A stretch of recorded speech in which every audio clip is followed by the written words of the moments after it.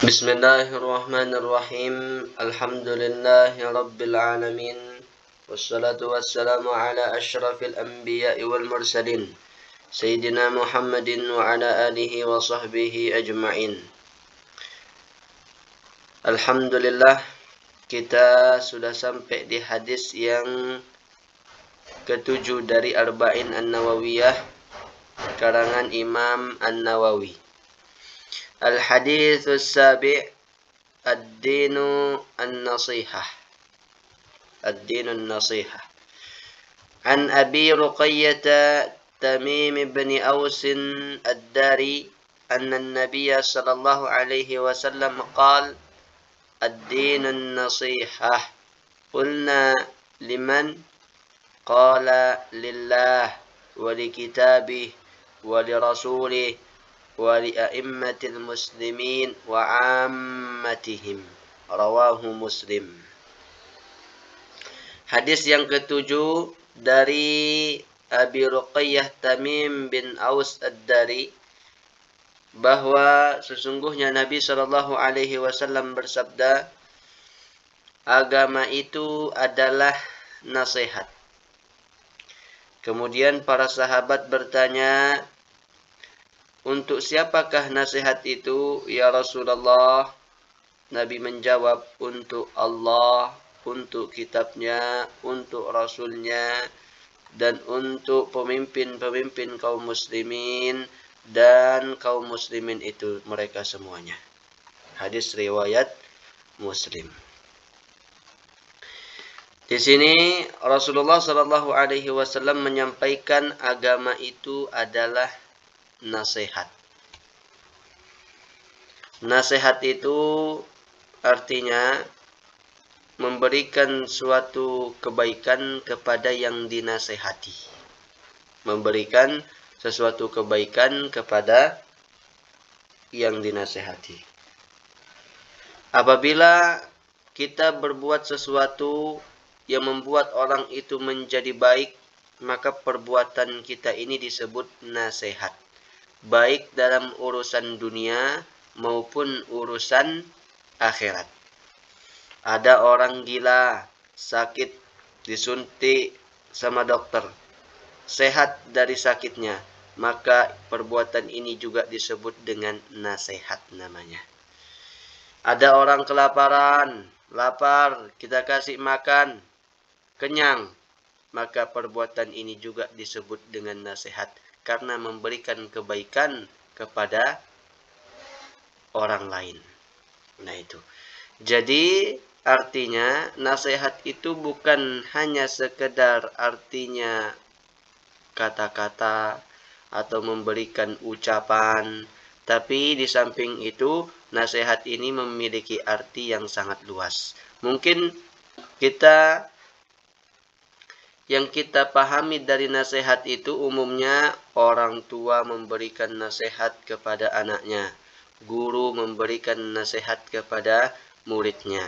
Tapi nasihat ini artinya sangatlah luas. Nah itu diantaranya tadi, memberikan kebaikan kepada orang lain dalam urusan dunia maupun akhirat, itu juga disebut dengan nasihat namanya. Nah Rasulullah sallallahu alaihi wasallam bersabda, ahabbu ibadati abdi ilayya an-nasihah. Yang paling aku sukai ibadah dari umatku ini adalah nasihat. Artinya memberikan kebaikan kepada orang lain. Nah, seperti itu. Nah, hadirin hadirat yang dimuliakan oleh Allah Subhanahu wa taala, qulna liman? Para sahabat kemudian bertanya kepada Nabi, ya Rasulullah, agama itu nasihat untuk siapa emangnya? Rasulullah sallallahu alaihi wasallam kemudian menjawab, qala lillah. Yang pertama, nasihat untuk Allah. Nah, apa artinya kemudian nasihat untuk Allah? Bagaimana kita menasihati Allah? Nah, di sini para ulama mensyarahkan dari hadis ini, menjelaskan maksud dari menasehati Allah artinya bisa yang pertama ayyuminu billah, yaitu beriman kepada Allah Subhanahu wa taala. Nah, itu artinya menasehati Allah, menempatkan kebaikan. Kita beriman bahwa Allah itu Maha Esa. Kita beriman bahwa Allah itu Maha Kuasa. Kita beriman bahwa Allah itu Maha melihat, Maha mendengar, Maha bijaksana.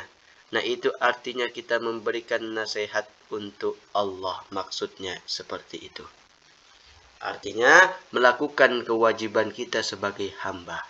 Itu artinya nasihat untuk Allah. Nah, apabila kita beriman dengan bahwa Allah itu Maha bijaksana. Nah, dengan iman inilah kemudian nanti kita akan hidup di dunia ini dalam keadaan tenang, rela dengan segala yang Allah putuskan, yang Allah tetapkan kepada kita itu. Nah, hadirin hadirat yang dimuliakan oleh Allah Subhanahu wa taala, kalau kita ini benar beriman bahwa Allah itu Maha bijaksana, maka segala sesuatu yang telah Allah tetapkan, yang telah Allah berikan kepada kita, kita akan menerimanya dengan sukarela, dengan ridho, karena kita yakin semua itu datangnya dari Allah, yang mana Allah itu jika memperbuat sesuatu untuk kebaikan dan kemaslahatan kita, sesuai dengan bahwa Allah itu kita imani dengan Maha bijaksana itu. Kita diberikan kemudian kebaikan, sesuatu yang kita senangi. Ini kita yakini datangnya dari Allah, bahwa Allah itu Maha bijaksana, kita syukuri. Ketika kemudian kita diberikan sesuatu yang tidak kita senangi, atau mendapatkan musibah, kita yakini ini juga tidak bisa terjadi kecuali dengan kehendak Allah, maka kita yakini ini juga datang dari Allah. Karena kita yakin bahwa Allah itu Maha bijaksana, nah kita tidak terlalu berkeluh kesah dengan apa yang menimpa kita. Karena kita yakin ini Allah Maha bijaksana dengan semua ini. Nah, seperti itu. Kita tidak terlalu keluh kesah, tidak terlalu risau, tidak terlalu galau. Karena kita yakin Allah itu Maha bijaksana itu. Nah, kenapa kemudian kita berkeluh kesah, rasa galau dan lain sebagainya? Karena kita kurang meyakini bahwa segala yang Allah perbuat itu bentuk kemahabijaksanaan Allah Subhanahu wa ta'ala. Nah, itu artinya kita memberikan kebaikan, yaitu menasehati, nasihat untuk Allah. Atau yang kedua, arti nasihat lillah untuk Allah artinya menjauhkan sekutu bagi Allah. Artinya Allah itu tidak memiliki syarikat, tidak memiliki sekutu. Itu harus kita yakini yang demikian itu. Kita sucikan Allah dari sifat-sifat yang kurang, yang tercela. Kemudian Allah itu kita yakin memiliki segala sifat kesempurnaan. Nah, itu artinya juga menasehati Allah. Atau yang ketiga, arti nasihat untuk Allah artinya imtithalul awamir wajtinabun nawahi. Mengerjakan segala yang diperintahkan oleh Allah dan menjauhi segala yang dilarang oleh Allah. Itu juga artinya menasehati Allah. Kenapa? Karena menempatkan kebaikan pada Allah itu. Kita menjalankan perintah Allah, kemudian menjauhi segala yang dilarang oleh Allah itu. Hal-hal yang diharami oleh Allah juga kita tidak boleh ridho dengan perbuatan-perbuatan maksiat. Karena ar-ridho anil ma'asi maksiatun. Ridho dengan perbuatan maksiat, maka itu juga maksiat. Benar kita tidak pernah berjudi, benar kita tidak pernah berzina, benar kita tidak pernah mencuri, tapi ada ridho dengan itu, maka ini kebanyakan di hari kiamat nanti celaka kenapa ada catatan amal perbuatan judi, perbuatan mencuri. Apa disebabnya? Oh, ternyata dulu dia pernah ridho dengan maksiat itu. Na'udzubillah. Nah, jadi artinya maksiat itu bukan hanya anggota zahir saja, tapi batin. Makanya kata Rasulullah Shallallahu Alaihi Wasallam dalam hadis beliau, "Man ra'a minkum munkaran falyughayyirhu biyadih." Barang siapa yang melihat kemungkaran, maka rubahlah kemungkaran itu. Melihat maksiat, rubah dengan tangannya, dengan kekuasaan yang dia miliki. Fa illam yastati fa bilisani. Kalau tidak mampu, tidak ada kekuasaan, tidak didengar, ya sudah, pakai lisannya. Fa illam yastati fa biqalbih. Wa dzalika ad'aful iman. Kalau tidak mampu juga, baru pakai hati. Artinya ada rasa tidak senang dengan kemaksiatan itu. Nah, itu artinya kalau kita menasihati Allah, berarti kita jauhkan perbuatan-perbuatan maksiat yang diharamkan oleh Allah Subhanahu wa ta'ala itu. Kemudian yang kedua, wali kitabih, nasihat untuk kitab Allah, artinya Al-Quran. Apa artinya nasihat untuk Al-Quran? Artinya kita yakini bahwa Al-Quran itu adalah firman Allah yang qadim. Semua berita yang disampaikan isinya adalah semuanya benar tanpa terkecuali. Nah, itu artinya kita menempatkan kebaikan pada Al-Quran, menasehati Al-Quran. Atau juga yang kedua artinya menasehati Al-Quran, artinya kita beradab dengan Al-Quran, menjunjung tinggi Al-Quran. Kita taruh Al-Quran ini berada di paling atas dalam zahir, di zahir maupun di batin. Taruh Al-Quran paling atas. Di zahir misalnya contohnya, kalau pergi majelis ta'lim, majelis ilmu, pergi belajar, kemudian membawa kitab atau di rak buku, di rak kitabnya, itu Al-Quran harus ditaruh di paling atas dari buku-buku yang lainnya. Dari buku hadis, dari buku nahwu, dari buku tasawuf, Al-Quran harus ditaruh di paling atas. Nah, itu maksudnya zahirnya. Yang batin misalnya, yang batin kita jadikan Al-Quran ini yang paling atas sebagai hukum pedoman kita itu. Ditaruh di paling atas. Kalau misalnya sekampung mengatakan itu tidak baik, tapi Al-Quran mengatakan baik, maka yang mana yang kita ambil? Taruh Al-Quran sebagai hukum paling atas. Kita ambil Al-Quran.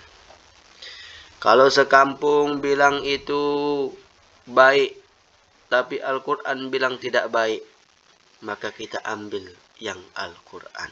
Nah, itu artinya beradab dengan Al-Quran, menasihati Al-Quran, menempatkan kebaikan kepada Al-Quran itu. Ada lagi, membaca Al-Quran juga termasuk. Membaca Al-Quran, pahala membaca Al-Quran sebagaimana yang kita ketahui, satu hurufnya dinilai 10. Kemudian juga mentadabburkannya. Juga orang yang mengajarkan Al-Quran, itu juga orang yang belajar Al-Quran. Nah, itu semua artinya menasehati Al-Quran, menempatkan kebaikan pada Al-Quran. Nah, itu yang kedua. Yang ketiga, wali rasulih, menasehati nasihat untuk Rasul. Apa artinya nasihat untuk Rasul? Nah, para ulama menjelaskan arti nasihat untuk Rasul. Pertama, kita percaya bahwa Nabi Muhammad sallallahu alaihi wasallam adalah utusan Allah, dan segala yang disampaikan itu harus kita yakini kebenarannya itu. Nah, itu yang pertama. Yang kedua, nasihat untuk Rasul, menempatkan kebaikan pada Rasul, artinya kita mencintai beliau. Oleh karena itu, Rasulullah Shallallahu Alaihi Wasallam bersabda, la yu'minu ahadukum hatta akuna ahabba ilaihi min waladihi wa walidihi wan nasi ajma'in. Tidak sempurna, kata Nabi. Tidak sempurna iman kalian sampai akulah yang menjadi paling dicintainya daripada orang tuanya, daripada anaknya, dan seluruh manusia semuanya. Jadi cinta kepada Rasulullah Shallallahu Alaihi Wasallam itu cintanya ditaruh di paling atas di segala cinta yang lain-lainnya itu. Dan mencintai Rasulullah Shallallahu Alaihi Wasallam merupakan kewajiban terhadap semua kaum muslimin. Nah, hadirin hadirat yang dimuliakan oleh Allah Subhanahu wa taala. Nah, para ulama kemudian menjelaskan apa tanda kita cinta kepada Rasulullah Shallallahu Alaihi Wasallam. Nah, di situ disebutkan tanda yang pertama, kita taat kepada Rasulullah Shallallahu Alaihi Wasallam. Orang kalau mencintai siapa saja, pasti dia taat kepada yang dia cintai. Artinya tidak benar cintanya kalau tidak taat kepada yang dia cintai. Apa yang Rasulullah perintahkan, apa yang Rasulullah larang, kita berusaha semaksimal mungkin untuk mengerjakan yang diperintahkan dan menjauhi yang beliau larang itu. Kita berusaha juga mengikuti kesenangan-kesenangan beliau, yang beliau tidak senangi, sunnah-sunnah beliau. Nah, itu juga merupakan bagian dari taat kepada beliau. Itu yang pertama, tanda kita cinta kepada beliau. Yang kedua, tanda kita cinta kepada Rasulullah Sallallahu Alaihi Wasallam, wa kasratul dzikri, memperbanyak mengingat beliau. Arti memperbanyak mengingat beliau artinya kita banyak sholawat. Minimal, bahkan dijelaskan oleh para ulama, minimal sehari itu 350 kali sholawat. Nah, itu sudah banyak. Banyak sudah seperti itu. Kalau sudah sehari bisa 350. Banyak kita disusunkan sholawat-sholawat oleh para ulama kita. Mana sholawat yang paling afdal? Sholawat yang paling afdal yang langsung dari Nabi sendiri. Sholawat apa itu? Sholawat Ibrahimiyah. Nah, itu. Tapi banyak juga sholawat yang kalau mungkin terlalu panjang, bisa pakai sholawat yang pendek. Allahumma sholli ala sayyidina Muhammad wa alihi wa sahbihi wa sallim. Nah, itu juga bisa seperti itu. Sholawat yang mana saja. Intinya bersolawat kepada beliau. Man shalla alayya salatan sallallahu alaihi biha asyara. Barang siapa yang bersolawat kepada Rasulullah sekali, Allah balas dengan 10 kali solawat. Nah, itu. Banyak mengingat beliau, tanda bahwa kita cinta kepada Rasulullah Sallallahu Alaihi Wasallam. Yang ketiga, tanda cinta kepada Rasul, asyauq ila liqa'ih, rindu ingin bertemu dengan Rasulullah Sallallahu Alaihi Wasallam. Iya, kalau orang mencintai, cinta dia sama orang, pasti ingin dia bertemu dengan orang yang dia cintai, dengan kekasihnya itu. Nah, itu. Yang keempat, tanda cinta itu juga cinta kepada keluarga dan sahabat-sahabat Nabi. Nah, tidak bisa dikatakan orang itu cinta kepada seseorang, tapi dia tidak mencintai teman-temannya, tidak mencintai keluarga orang yang dia cintai itu, tidak mencintai anak-anaknya. Sama seperti guru-guru kita. Kita cinta kepada guru kita, kita belajar dari beliau, menimba ilmu dari guru-guru kita, maka kita juga harus hormat kepada anak keturunannya, sahabat-sahabatnya, teman-temannya. Kita juga bisa melakukan tahu menempatkan mereka. Nah, itu kita harus bisa seperti itu. Kata Nabi Shallallahu Alaihi Wasallam bersabda, arba'atun ana lahum syafi'un yaumal qiyamah. ada 4 orang yang saya akan menjadi syafaat beliau nanti. Syafaat, dan saya ini menjadi syafaat bagi orang itu. Siapa itu? Yang pertama, al-mukrimu li dzurriyyatih, orang yang memuliakan anak keturunan Nabi, termasuk para habaib yang sekarang itu kan. Nah, itu kita muliakan beliau itu. Ini akan mendapatkan syafaat Rasulullah sallallahu alaihi wasallam. Yang kedua, wal qadi lahum hawaijahum, orang yang menunaikan hajat-hajat mereka. Mereka zuriat Rasulullah sallallahu alaihi wasallam. Ini juga yang kedua. Yang ketiga, was-sa'yu lahum fi umurihim inda matarruh. Yang ketiga, orang yang mengusahakan keberhasilan zuriat Rasulullah sallallahu alaihi wasallam, membantu dalam usahanya. Buka berdagangan, kita bantu, carikan tempat yang bagus, buatkan tempat yang bagus. Nah, itu bagian dari kita mengusahakan keberhasilan kepada anak cucunya Rasulullah sallallahu alaihi wasallam. Begitu juga dengan guru-guru kita. Yang keempat, wal muhibbu lahum biqalbihi wa lisani, orang yang mencintai keturunan Rasul dengan hati maupun dengan lisannya. Nah, 4 orang ini kata Nabi, ana lahum syafi'un yaumal qiyamah, akan mendapatkan syafaat. Nah, itu artinya nasihat kepada Rasul, menempatkan kebaikan kepada beliau. Kita yang menunaikan hak orang lain, kita menempatkan yang kita nasihati itu. Kemudian wali a'immatil muslimin wa ammatihim, kepada siapa lagi nasihat itu? Kepada pemimpin-pemimpin kaum muslimin.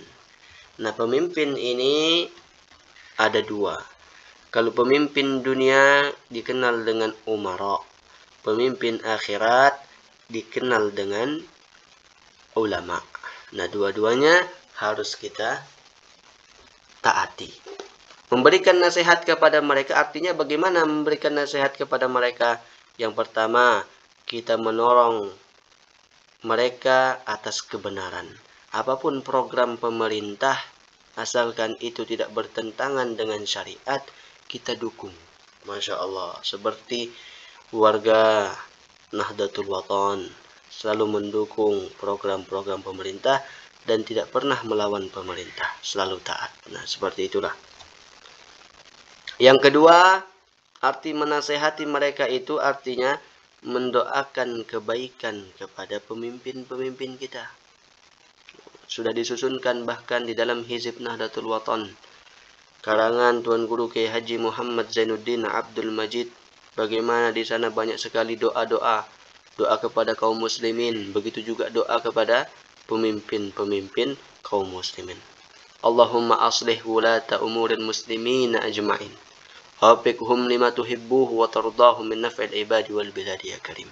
Nah, itu diantara doa yang tercantum di Hizib Nahdlatul Wathon yang dikarang oleh Al-Maghfurullah, guru besar kita Tuan Guru Kiai Haji Muhammad Zainuddin Abdul Majid, pahlawan nasional Nusa Tenggara Barat.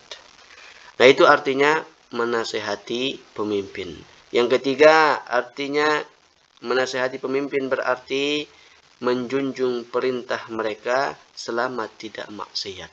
Apa yang diperintahkan kepada pemimpin kita, kita junjung tinggi selama itu bukan maksiat. Karena kalau sudah maksiat, la ta'ata li makhlukin fi maksiatil khaliq, tidak bisa taat kepada makhluk kalau itu bertentangan dengan hukum Allah Subhanahu wa taala. Begitu juga semuanya. Guru menyuruh maksiat muridnya, muridnya tidak boleh ikut. Kalau memang sudah lewat dari koridor syariat. Begitu juga suami menyuruh istrinya maksiat, istri nggak boleh ikut. Begitu juga dengan pemimpin, rakyat tidak usah mengikuti pemimpinnya kalau yang diperintahkan itu andai itu maksiat. Nah, itu. Karena nanti di akhirat kita tidak ada alasan. Kenapa kamu berbuat ini? Disuruh sama atasan. Nah, itu tidak diterima. Nah, Kemudian wa ammatihim, yang terakhir, memberikan nasihat untuk siapa? Untuk mereka kaum muslimin. Bagaimana artinya memberikan nasihat kepada kaum muslimin? Kita berikan nasihat. Inna ahabba ibadillah ilallah ansahuhum li ibadih. Yang paling dicintai hamba Allah itu yang paling sering memberikan nasihat kepada saudara-saudaranya yang lain. Nah itu, berikan nasihat. Nasihat seperti tadi bukan sekedar ceramah, berpidato dengan ucapan, tapi juga kebaikan-kebaikan yang lain. Orang kelaparan, membantu mereka ketika kesusahan, itu juga bagian dari pengertian nasihat yang kita sebutkan tadi itu. Apalagi nasihat kepada kaum muslimin. Nasihat kepada kaum muslimin mengarahkan mereka kepada sesuatu kemaslahatan yang baik-baik. Itu juga artinya menasihati kaum muslimin. Apalagi arti nasihat untuk kaum muslimin. Kita suka kalau teman kita mendapatkan nikmat. Dan kita juga merasakan kesulitan ketika saudara kita mendapatkan sesuatu yang tidak disenangi. Nah itu juga bagian nasihat namanya. Artinya al-mu'min kalbunyan yashuddu ba'dukum ba'dah. Seorang mukmin itu seperti bunyan, satu bangunan yang menguatkan satu sama lainnya. Artinya saling sama-sama merasakan senang, sama-sama merasakan sulit juga. Nah itu artinya. Nah, seperti itu kita bisa lakukan, kita bisa amalkan dengan cara kita berdoa. Misalnya kita berdoa, ya Allah, panjangkan umur saya, berikan saya rezeki yang barokah, yang halal. Kemudian jadikan keturunan keluarga saya semuanya soleh-soleha. Kemudian berdoa itu, nah kemudian nanti di akhirnya bisa ditambahkan. Begitu juga saya doakan untuk kaum muslimin muslimat semuanya. Nah, kalau kita berdoa dengan seperti itu, kita sudah mendapatkan pahala sebanyak orang yang kita doakan.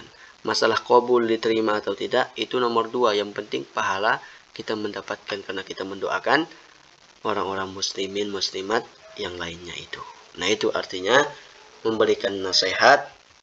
Ad-dinun nasihah, agama adalah nasihat untuk Allah, untuk kitabnya, untuk Rasul, untuk pemimpin-pemimpin muslimin dan juga kaum muslimin semua. Nah itu yang dapat kami sampaikan di hadis yang ke-7 ini. Pertemuan kali ini nanti kita akan lanjutkan insyaallah di hadis yang ke-8. Wallahu subhanahu wa ta'ala a'lam.